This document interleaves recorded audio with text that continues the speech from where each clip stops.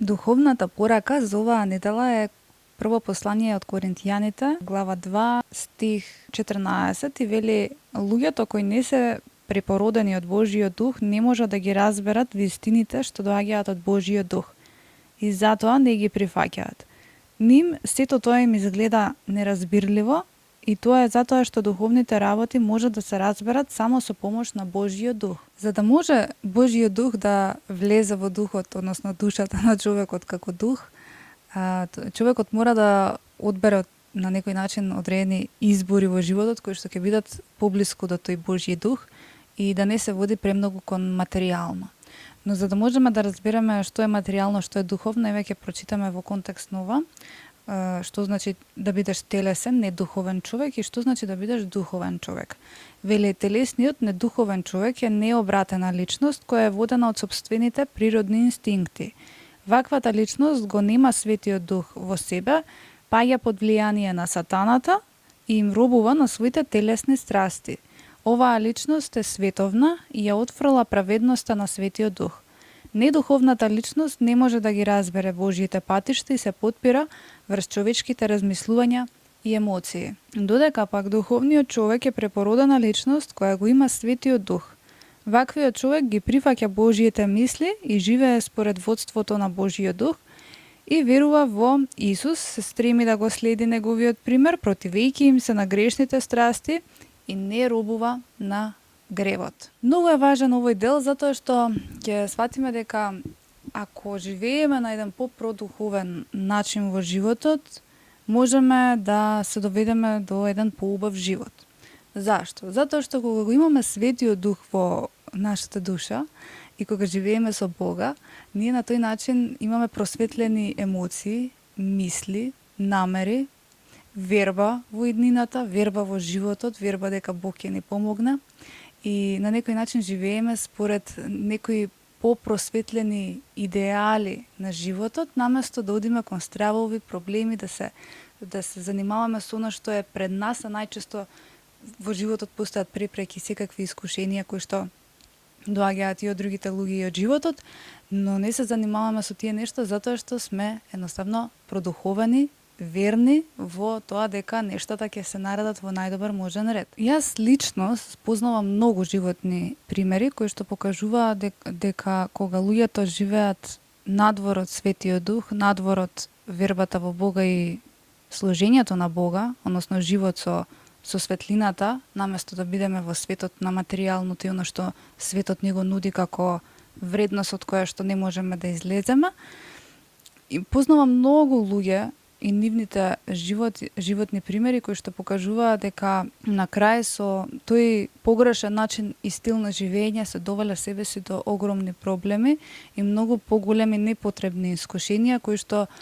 ги довеле на работ на животот, на екзистенцијата, не само финансиски, туку и ментално и духовно, затоа што не можеле да се справат со нештата кои што впрочем им ги носи самото зло. Бидејќи животот, односно изборите кои што ги правиме и се дел од темнината, неизбежно во иднина носат проблеми од кои што тешко човекот може да излезе, без разлика дали е тоа во вид на болест, некоја си долгорочно страдање, несреќа, сообраќајка и така натаму. Многу е битно човекот да одбере правилни животни избори, но за да ги одбере тие правилни животни избори мора да се врати кон Библијата, кон оние вистински духовни вредности, да вгради во себе едно продлабочено духовно знаење кое што ќе го одведе кон поинакво менување на својата свесност, а со тоа и изборите, акциите и не само во моменталниот практичен живот во секојдневието, туку и на долг рок, затоа што неретко иднината која што доаѓа за некои си 5, 10, 20 години целосно зависи од изборите кои што ги правиме денеска. И доколку ние живееме со темнината и сме телесни, сме насочени кон материјалното и кон минливото и кон вработување и живот со луѓе кои што се дел од темнината, тој долгорочен ефект на животот ќе се покаже за жал многу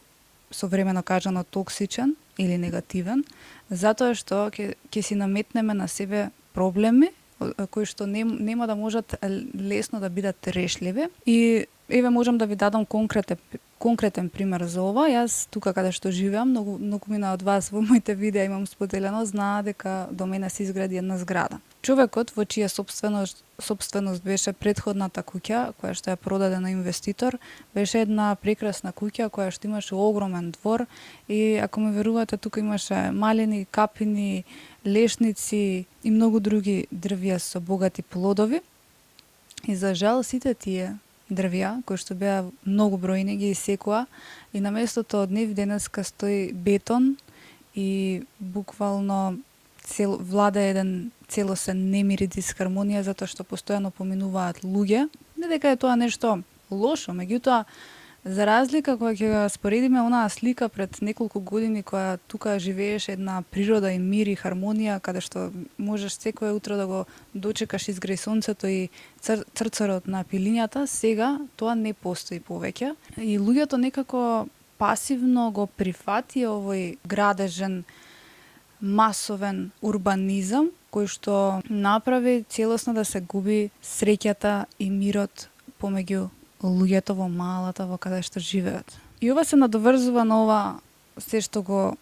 зборував на почетокот, затоа што телесниот недуховен човек, кој што не е со Светиот Дух, ќе се стреми кон тоа да најдам поголема удобност. Сега овој човек живее моментално на приземје, неговата тераса е целосно опколена во бетон, за разлика од порано каде што имаше огромни дрвја околу себе, огромен тревник и секакви цвеќиња, каде што секоја вечер ги слушав и се смееја со својата фамилија позитивно. Сега не можеш да ги чуеш никаде, бидејќи сите се во своите станови кои што ги добија, никогаш не излегуваат надвор. Преку лето не можат да излезат онака како што излегувале порано, затоа што сонцето е толку силно и го затоплува целиот бетон што не може ни да се седи повеќе надвор. И како што можеме да видиме, овој практичен пример ни кажува дека заради тоа што ние со собствените илузии велиме дека може би овој избор, ако ја продадам куќата или ако го направам тоа и тоа, или ако се вработам таму и таму, ќе добијам некои поголеми удобности, не сваќајќи дека ќе го изгубам целиот духовен мир кој што впрочем ми бил некогаш, затоа што сум бил на едноставно место, на кротко место каде што постоеле Божите вредности, природата, хармонијата, а за разлика од сега каде што сето тоа се уништи и добив се освен среќата која што ја барав тогаш кога ја имав таа илузија. И многу луѓе врз основа на вакви слични примери се залажуваат во животот дека иднината ќе биде подобра ако влезам ја во овој материјалистички световен живот и се водам себе си кон некои поголеми удобности кои што ги наметнува современото време, не сваќајќи дека впрочем сето тоа се илузии и најчесто несвесни мисли, идеи и поттикнати, како да кажеме, образци на размислувања, кои што впрочем се директно од духот на темнината. Бидејќи кога живееме во окружувања каде што го негуваме тој материјалистички аспект на живење, ние на тој начин дозволуваме идеи и мисли кои што доаѓаат од темнината. И на тој начин несвесно, не само заради нашето духовно незнаење, непродлабочување во таа духовна литература да видиме што овој свет содржи, туку и на несвесен начин директно водени од темната сила правиме избори кои што мислиме дека се наши, а впрочем не се наши. И затоа е многу важно човекот да се врати кон суштината, кон вистинските вредности, меѓутоа тоа мора да го направи со свесни избори и акции. Пред да ги направи тие можеби поголеми чекори, најпрво е да почне од мали, а тоа е доволно за да може да спознае некои нешто и потоа со помош на Бога, односно Светиот Дух, да се доведе до некоја позитивна точка во животот каде што ќе му се средат нештата и нема премногу да страда. Ниту сега, ниту пак во иднина. Сегашните страдања можеби ќе бидат делумни, ограничени некое време, можеби година-две, но ќе знаеме дека еден ден спасението ќе дојде. Бидејќи доаѓа кога живееме ние правилно и со вистинските вредности. Кога се држиме до Бога, до светлината, до Библијата и до Исусовото живење и пример, затоа што преку него можеме да научиме многу нешта кои што не можеме да ги добиеме од современиот свет. Духовното знаење е едно од најважните нешта кои што секој човек треба да ги вложува во себе, затоа што преку тоа духовно знаење човекот ќе се доведе себе си до правилно расудување на нештата, до мудрост и до способноста преку Светиот Дух да ја препознае вистината и правилното живење кое што утре ќе му донесе еден поубав, похармоничен и посреќен живот. Воспротивно, доколку не го направи ова, за жал еден ден ќе се соочи со гревот или од платата на гревовите кои што ги правиме денеска, кои што, впрочем, неизбежно ќе дојдат. Доколку пак не го направи ова, за жал човекот се доведува себе си во ситуација да еден ден се соочи со судбината од погрешните избори, со гревовите, односно од платата на она што ние сме го правеле на некој друг човек и на крај соочувањето со болката, несреќата и искушението кое што ќе не натера да видиме каде грешиме, а зашто човекот да го доживува сето тоа кога може уште денеска да направи промена и да се сопре себе си во тоа грешно живење, кое што еден ден неизбежно ќе го доведе до судот. Доколку сметате ова видео дека ќе помогне на некому, споделете го и помогнете.